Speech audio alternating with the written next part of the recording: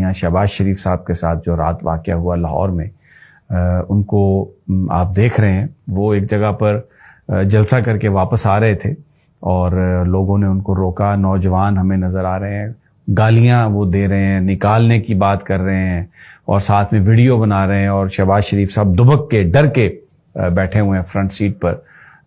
میں اس واقعے کی پوری تفصیل بتاتا ہوں آپ کو، تھوڑا سا اس کا بیک گراؤنڈ بھی دیتا ہوں، اور پھر جو کچھ ہو رہا ہے یہ کیوں ہو رہا ہے اور آگے کیا ہو سکتا ہے اور اس سے کس طرح ہم بچ سکتے ہیں اس طرح کے واقعات سے. میں آج میرا جو موضوع ہے وہ یہ، اور یہ بہت اہم ہے سبجیکٹ. اس وقت پاکستان بری طرح بٹرلی ڈیوائیڈڈ ہے اور لوگ ایک دوسرے کی سیاسی بنیادوں کی وجہ سے ایک دوسرے کے بہت مخالف ہیں.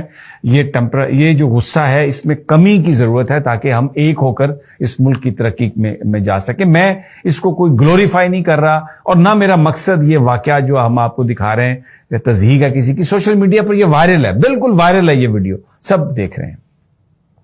میاں نواز شریف صاحب نے آنا ہے واپس. میں نے اپنے پچھلے وی لاگ میں بھی کہا کہ ویسے تو ضرورت ہے ان کو کہ ملک میں جو اسٹیبلشمنٹ ہے وہ ان کو سپورٹ کرے، لیکن عوامی طور پر ووٹ لینے کے لیے نظریہ وہ اینٹی اسٹیبلش اپنانے کی کوشش بھی کی گئی. اب نواز شریف صاحب کی آمد سے پہلے ایک ماحول بنانے کی کوشش کی گئی کہ ان کا استقبال ہو، بڑا استقبال ہو. مریم نواز صاحبہ نے شدرہ میں جلسہ کیا، لیکن وہ جلسہ بری طرح ٹھس ہوا اور بہت زیادہ بیوروکریسی نے کوشش بھی کی، لیکن کامیابی نہیں ہوئی، اور اس جلسے میں بہت کم لوگ آئے اور وہ بالکل ٹھس ہو گیا، اور مریم صاحبہ کو اپنا خطاب جو ہے وہ ادھورا چھوڑ کر وہاں سے جانا پڑا. اور وہاں پر لوگ آ کے تو نون لیگ کے خلاف بھی نعرے لگاتے رہے. وہ جو چند کوئی 200-400 لوگ تھے ان میں سے بھی پی ٹی آئی کے لوگ جو تھے زیادہ تھے. تو پھر کیونکہ پارٹی کے اندر بھی ایک رفٹ ہے، تو شہباز شریف صاحب اور حمزہ شہباز انہوں نے یہ بیڑا اٹھایا کہ ہم نکلتے ہیں باہر، اور انہوں نے جلسے ارینج کیے.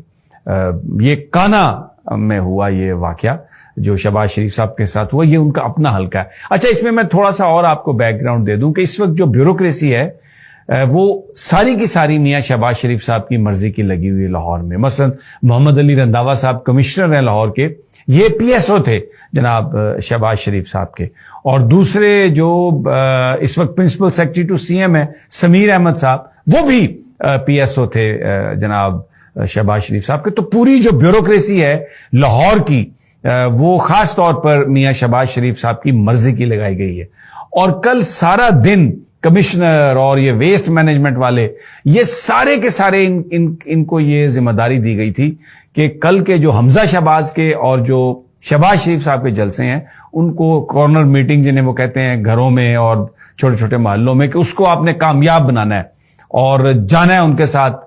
تو لاہور میں مطلب ان کا آئیڈیا یہ تھا، پلاننگ یہ تھی، لاہور میں اگر 100-150 بندہ آگے پیچھے چل رہا ہو اور آپ کسی چوک میں کھڑے ہو جائیں تو 500,000 بندہ فوراً اکٹھا ہو جاتا ہے ٹریفک کی وجہ سے. اور ایک پھر ٹی وی کیمرے اگر آپ نے خاص اینگل سے رکھے ہوں تو آپ اس کو ہزاروں کا مجمع آپ بنا کے تو لوگوں کو بتا سکتے ہیں، ایک امپریشن قائم کر سکتے ہیں. تو یہ جو شاہدرہ میں جو مریم نواز کا ناکام جلسہ ہوا اس کو کور اپ کرنے کے لیے اور پارٹی کے اندر شہباز شریف اور حمزہ شہباز اپنی پوزیشن مریم کے مقابلے میں بہتر بنانے کے لیے یہ کل سارا ڈرامہ رچایا گیا تھا.